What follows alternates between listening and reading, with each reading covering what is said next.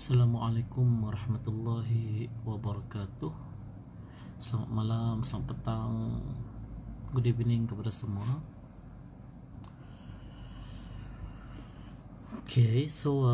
Hari ini saya terpanggil untuk buat satu perkongsian bila kita sudah lama tidak berkongsi tentang satu perkara, iaitu perbaiki diri, ya.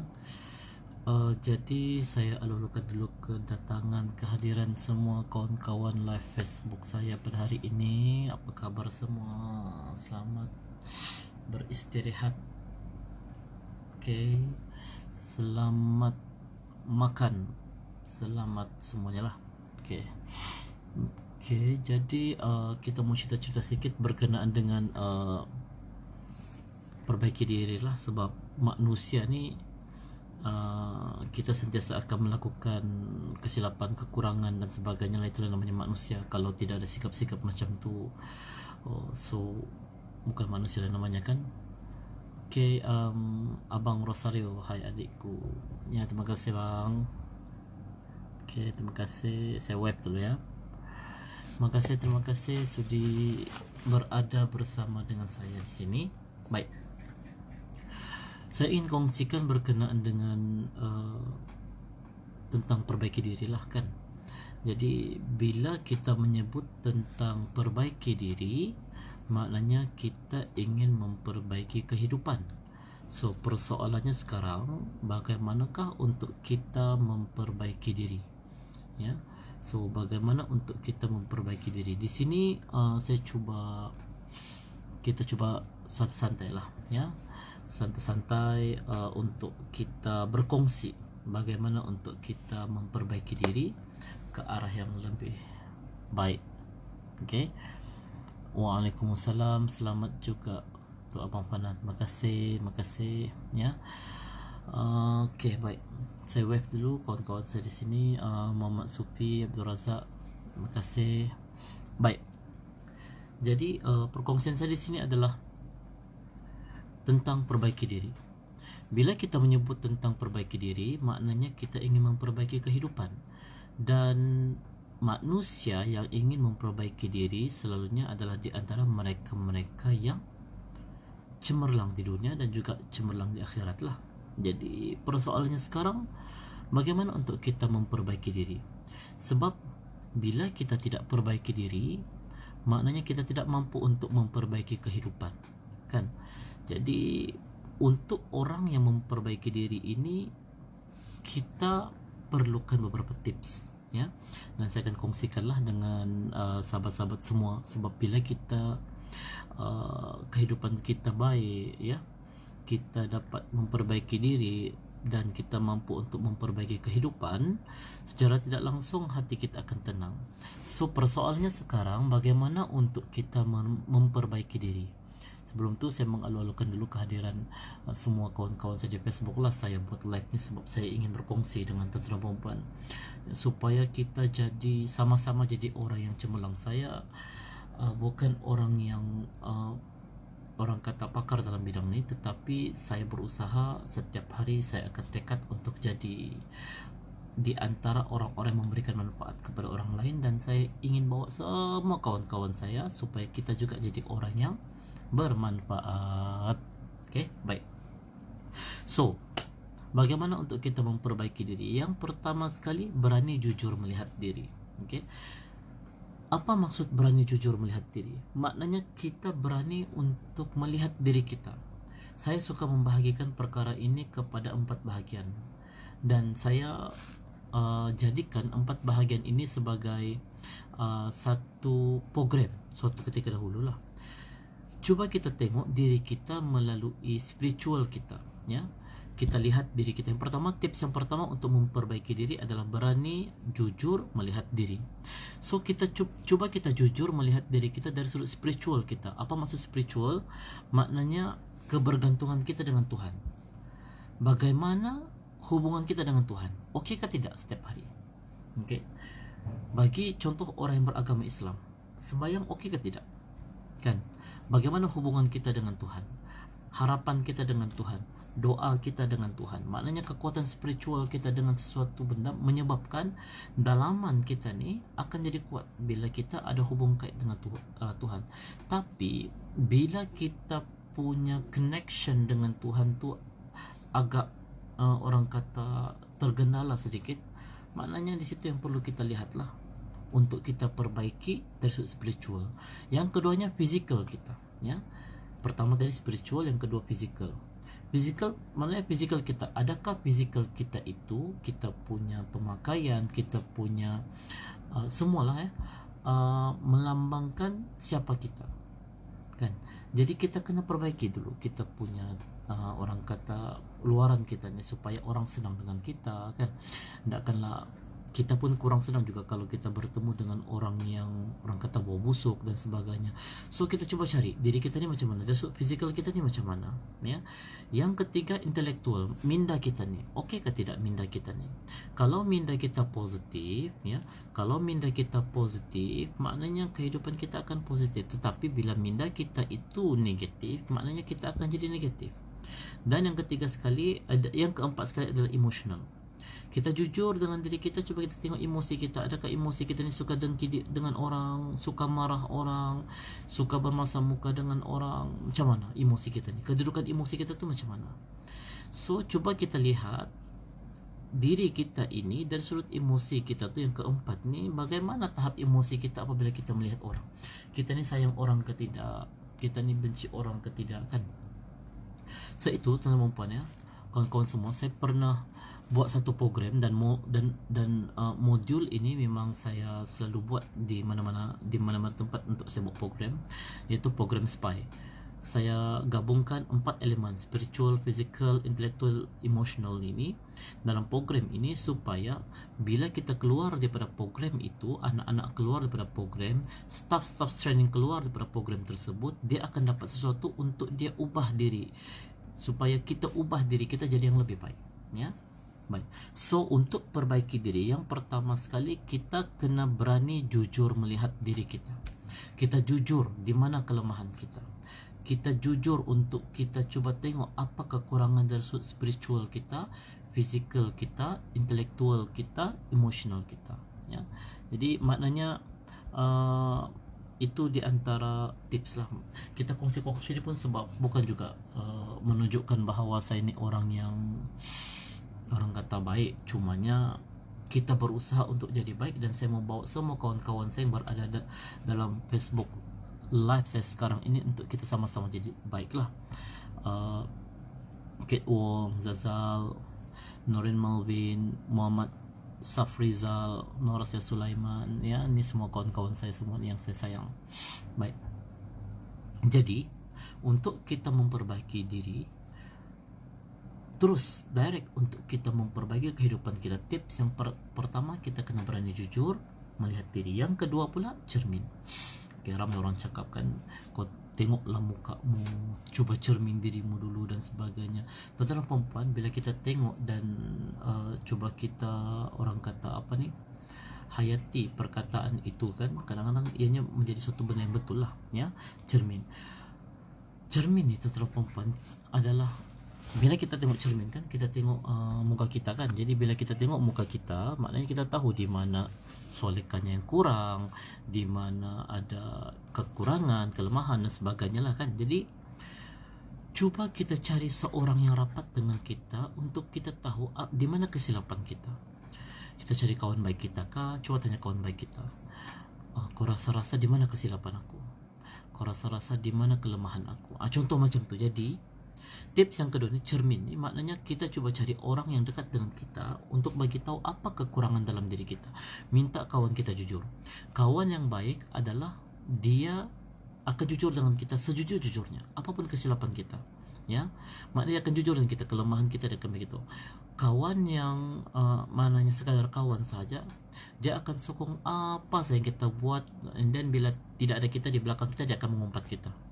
Depan kita berhabis dia puji kita macam-macam, tapi di belakang kita siaplah dia akan hentam kita. So kawan yang baik adalah mereka yang sedar tentang kesilapan kita dan coba untuk menasihati kita. So kita kena tahu kekurangan dan kesilapan ini daripada orang yang dekat dengan kita, ya.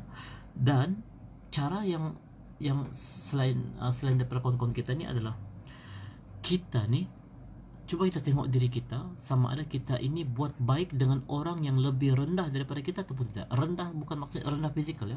Rendah maksudnya rendah dari sudut ekonomi, kehidupan, keuangan dan sebagainya. Macam mana kita layan orang? Macam mana kita melayan bila kita masuk tandas, ada orang sedang mob, bagaimana respon kita terhadap tindakan orang tersebut, ya.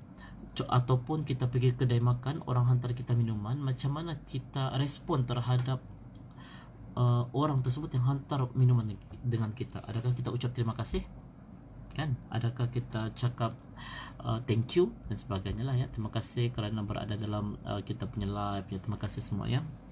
Baik, jadi itu tips yang kedua tu maknanya cermin. Kita untuk memperbaiki diri ini kita perlukan orang yang dekat dengan kita untuk mengetahui apa di mana kesilapan kita. So kalau kita tahu di mana kesilapan kita, secara tidak langsung kita boleh berubah.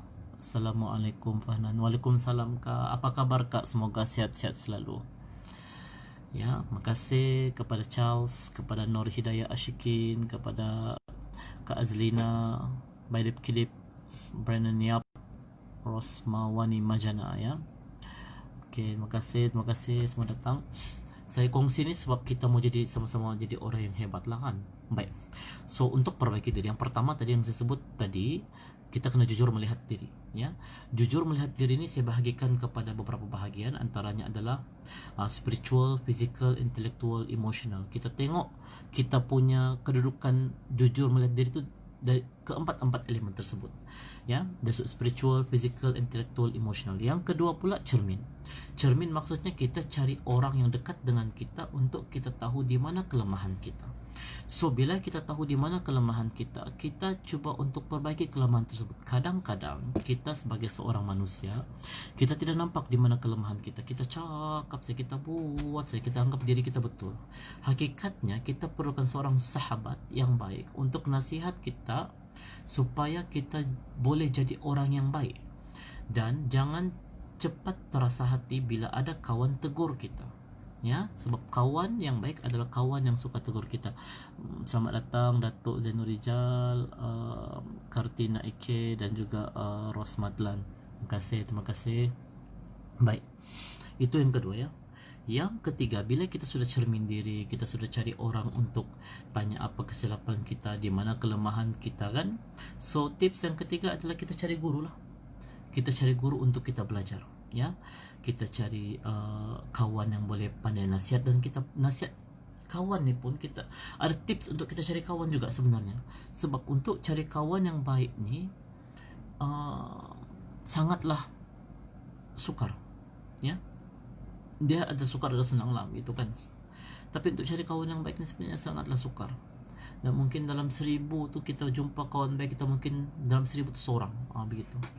Jadi untuk cari kawan yang baik ni kita kena tengoklah dia boleh tegur kita ataupun tidak. Cara dia nasihat kita macam mana? Adakah dia jujur dengan kita ataupun macam mana? Jadi untuk tips yang ketiga ni adalah cari guru yang boleh ajar kita, antaranya kawan lah. Yang kedua, kita menghadiri ceramah-ceramah, kita pergi masjid, kita dengar motivasi dan sebagainya, kan. Yang seterusnya pula kita pergi program-program, ya. Kita pergi program-program. Selamat datang Khairul Anwar. Nippon cakap Cina ba? Wah, okay oh. Saya Cipen Cempu, semua Melayu. So saya gunakan bahasa yang mudah, ya. Selamat datang, ya. Terima kasih Nippon. Nick Wong, ini kawan saya dari Lalato ni. 我不会讲华语. Okay, baik. So kita cari guru yang boleh ajar kita. Tadi saya sebut kawan, lepas tu ceramah-ceramah, program-program, ataupun kita tengok YouTube live yang macam ni, kan. Saya buat live ni, ya. Tahu bah dia. 我慢慢讲啦，可以吗？你帮慢慢讲啊。Okay. Ni Bong, ni hao ma, ni China listen Chai. Okay.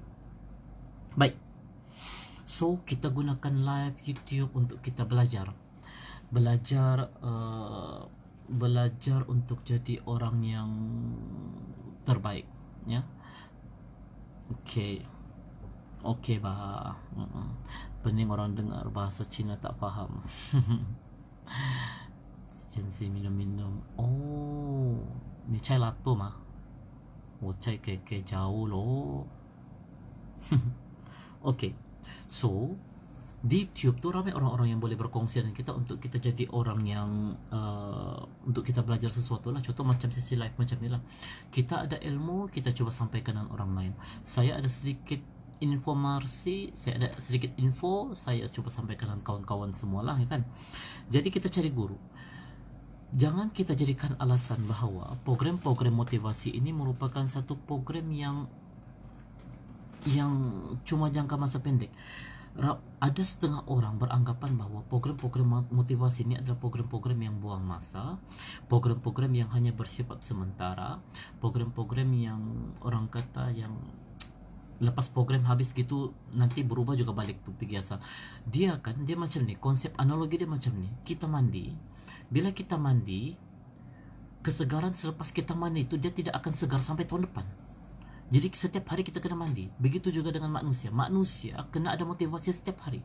Kita perlukan motivasi setiap hari. Motivasi itu daripada siapa? Orang-orang yang selalu memberikan kata-kata motivasi. Siapa dia? Kawan-kawan kita dan sebagainya. So, jangan pandang enteng tentang program-program motivasi. Ada program motivasi itu peluang kita untuk kita berubah ke arah yang lebih baik. Jangan tengok siapa yang bercakap, tapi tengok ilmu yang dia ingin sampaikan. Ya, baik. Jadi yang ketiga adalah cari guru yang boleh ajar kita lah. Yang keempat, ini yang paling best, ya. Yang keempat yang paling best, bagaimana untuk kita perbaiki diri, ya. Bagaimana untuk kita perbaiki diri. Yang keempat ni adalah menggunakan feedback orang yang benci kita, ya. Okey lah, kamu buat briefing lah. Bye bye.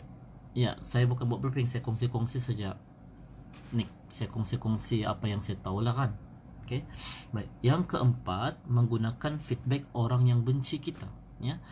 So kawan-kawan semua kan, kita selalu dengar kalau orang-orang benci kita ni, kadang-kadang kita akan dengar kelemahan kita tu daripada orang yang disampaikan keburukan tentang kita tu daripada orang yang benci kita.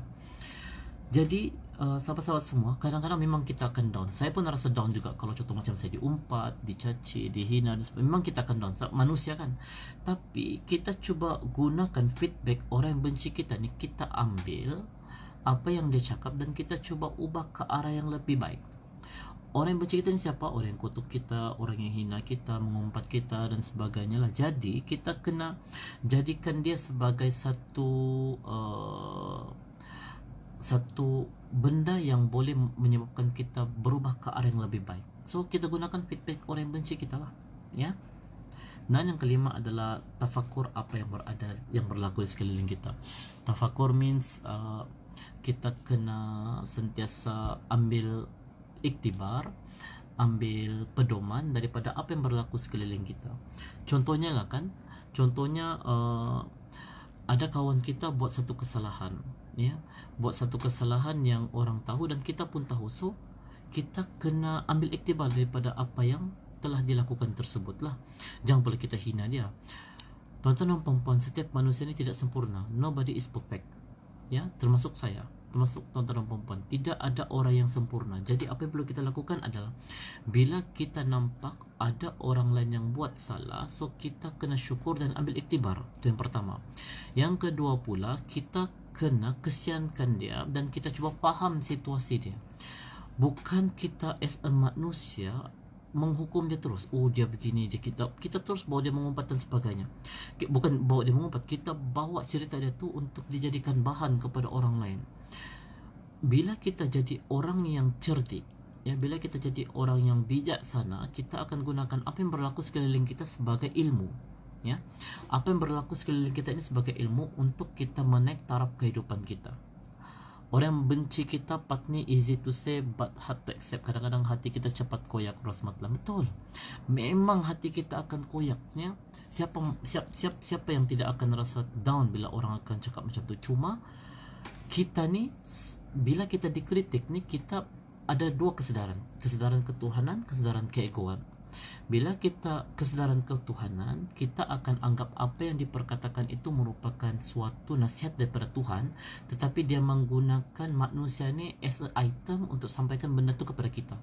Sama ada betul ataupun tidak, kita cuba reda, kita cuba tenang, dan kita cuba untuk perbaiki keadaan. Kalau betul benda tu ada dalam diri kita, bila kita analisis ada dalam diri kita, so kita cuba ubah secara berperingkat. Tetapi bila tidak ada, kita cuba jadikan dia sebagai satu border, sebagai satu orang kata pengajaran dalam hidup kita lah, kan. Jadi benda tu, apa yang berlaku dalam hidup kita, kita cuba jadi iktibar lah. Orang hina kita, orang umpat kita, ataupun kita nampak kesalahan, kita kena pertama sekali syukur sebab perkara dugaan yang ditimpa oleh sahabat kita berlaku di hadapan kita dan kita tahu.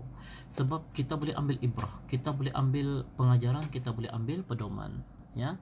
Jadi sebab itu, untuk jadi orang yang berjaya dalam kehidupan, dia kena perbaiki diri dengan menggunakan tips yang kelima, tafakur apa yang berlaku di sekeliling kita, ya.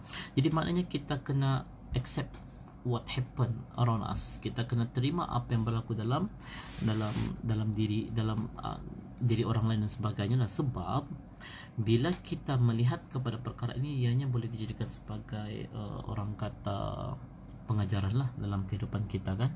Baik. So kadang-kadang ada orang tanya, bolehkah kita ambil iktibar daripada keburukan orang lain? Jawapannya boleh, ya. Jawapannya boleh. Sebab kenapa?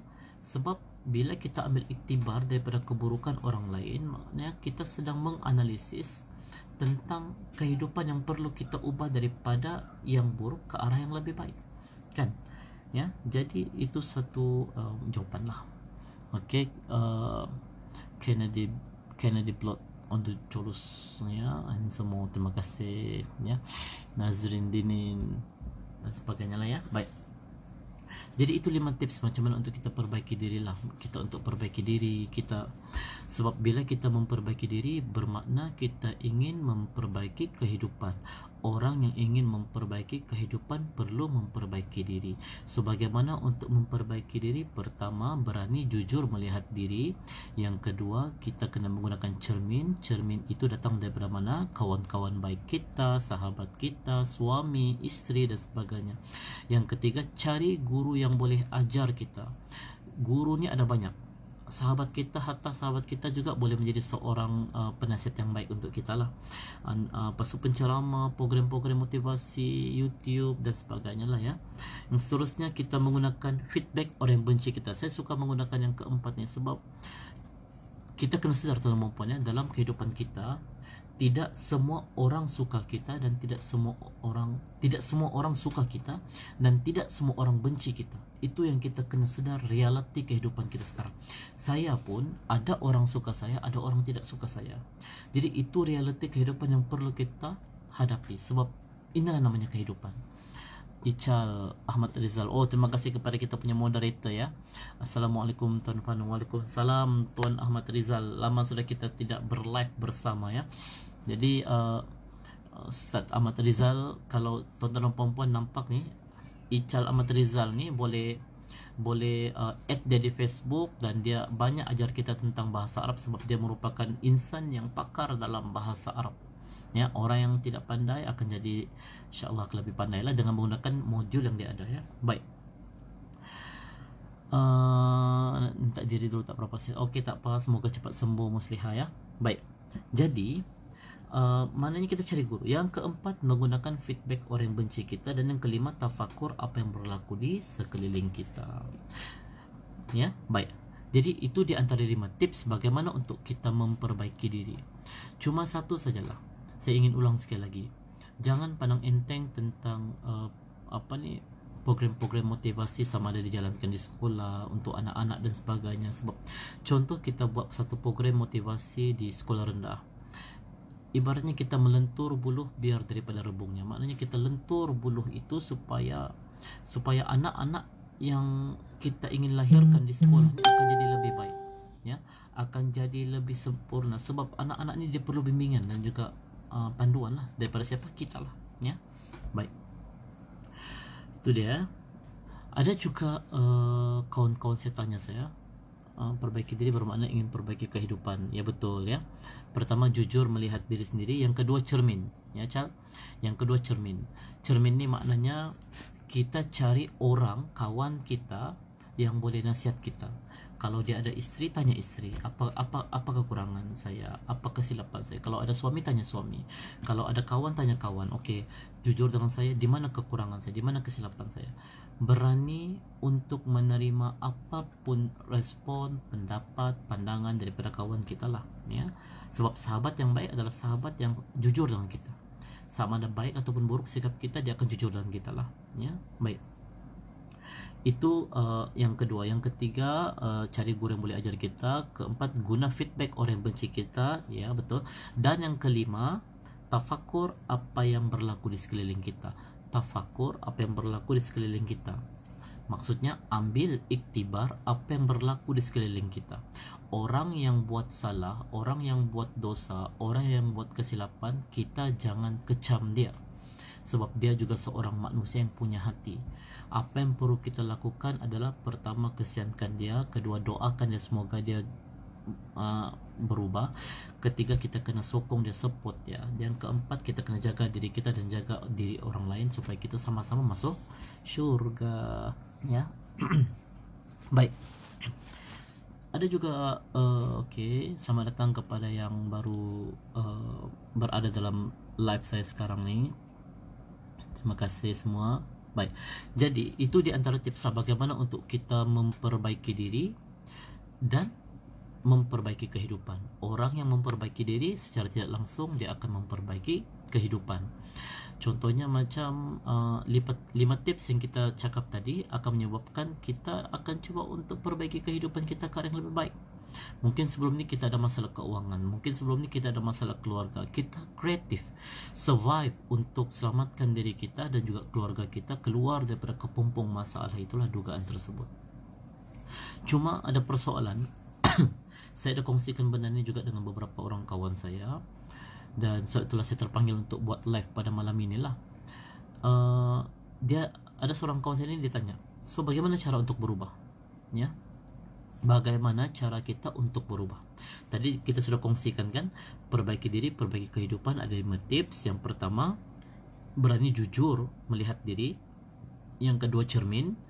Yang ketiga, cari guru yang boleh ajar kita. Yang keempat, menggunakan feedback orang yang benci kita.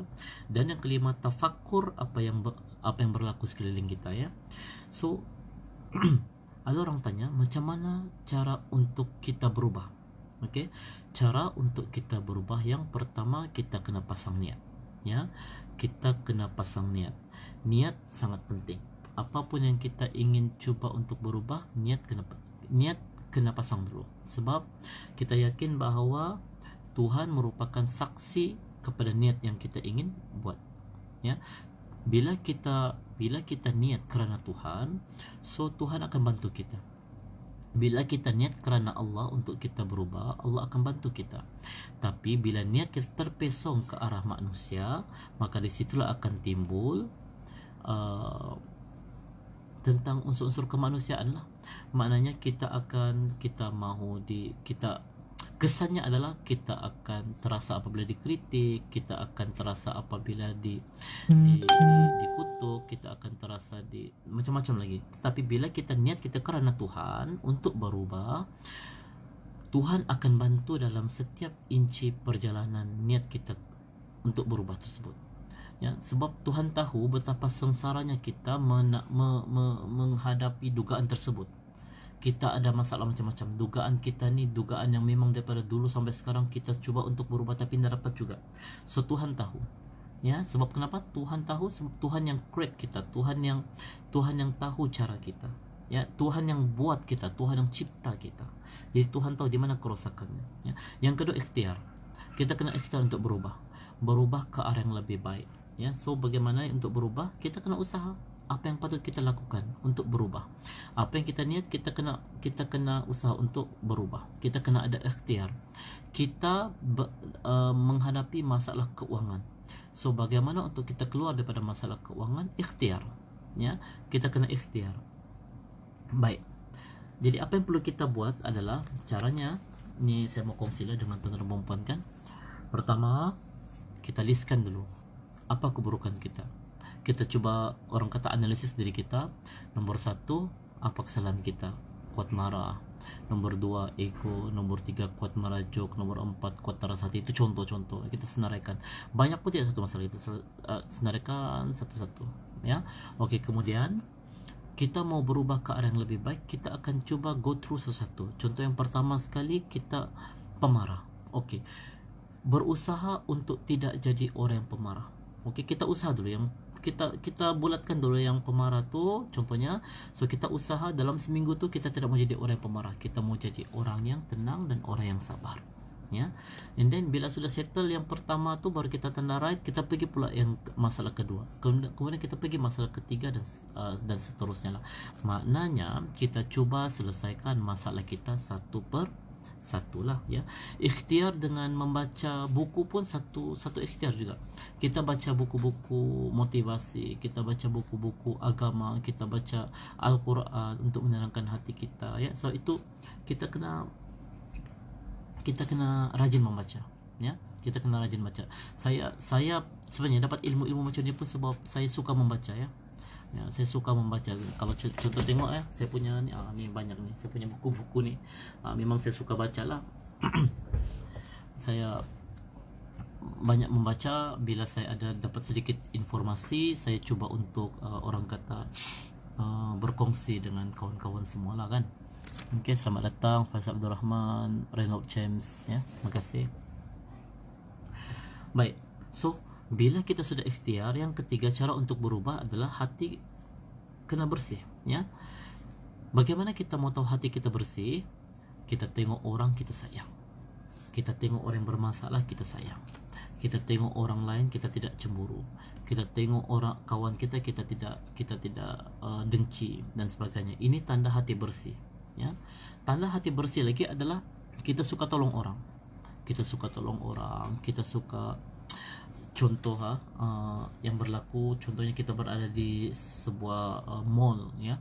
Ada seorang, beliau ini mungkin mau turun tangga bawa barang yang banyak. So kita berada di belakang, apa respon kita, apa tindakan kita, tolong ke tidak? Kalau kita baik hati bersih, insyaallah kita akan tolong, ya. Jadi itu di antara orang-orang yang berhati bersih lah. Dia tidak suka bergaduh, ya. Dia lebih kepada menjaga ukhuwah, menjaga silaturahim. Dan yang keempat adalah tobat lah. Kita kena tobat. Apapun kesilapan yang kita lakukan, kita kena tobat. Banyak macam mana pun kesalahan, dosa yang kita lakukan, maksiat yang kita lakukan, tobat dan tobat. Sebab Tuhan, selagi mana kita hidup, selagi itu kita ada peluang untuk bertaubat. Pintu yang paling luas dibuka kepada manusia saat dia hidup adalah pintu taubat. Dan saat bila kita sudah mati, pintu yang paling rapat ditutup adalah pintu taubat lah. Kita tidak ada peluang sudah. So walaupun kita orangnya sebelum ini suka buat dosa, suka buat benda-benda yang orang kata larangan Tuhan dan sebagainya kan, tapi kita berusaha untuk bertaubat kepada Tuhan. Berapa kali pun kita datang kepada Tuhan untuk bertaubat, ya. Baik, tuan-tuan dan puan yang saya kasih sekalian, itu cara untuk berubah diri. Bagaimana pula dengan orang yang maknanya orang yang coba untuk melihat orang lain berubah. Tuan-tuan dan puan-puan, ramai orang stres sebab pikir orang lain.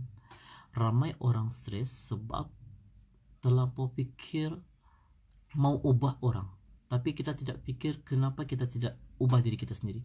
Ramai orang tertekan sebab terpikir untuk ubah orang lain. Inilah di antara mereka-mereka yang kehidupannya rugi lah, ya. Jadi kita kena sentiasa banyak muhasabah diri, analisis diri, supaya kita menjadi orang yang lebih hebat di dunia dan juga di akhirat, ya. Baik, saya tuan-tuan dan puan dalam kehidupan kita sekarang ini, saya mau bagi satu formula lah ya, formula dalam kehidupan kita supaya kita jadi orang yang boleh memperbaiki diri. Soalnya kalau saya bersama dengan Tuan Ahmad Rizal yang saya panggil Chal tuh, selalu kami berkongsi berkenaan dengan formula-formula kehidupan lah ya. Jadi hari ini saya mau bagi satu formula dalam kehidupan kita ya, untuk kita menjadi orang yang lebih baik. Baik, formulanya adalah peristiwa plus respon sama dengan hasil kehidupan. Nampak ya? Peristiwa plus respon sama dengan hasil kehidupan. Peristiwa yang negatif bila bertemu dengan respon yang positif, maka hasil kehidupan akan jadi positif. Peristiwa yang negatif bila responnya negatif, maka hasil kehidupan akan negatif. Peristiwa yang positif bertemu dengan respon yang negatif, maka hasil kehidupan akan negatif. Jadi apa maksudnya sini? Peristiwa ini merupakan takdir daripada Tuhan ya.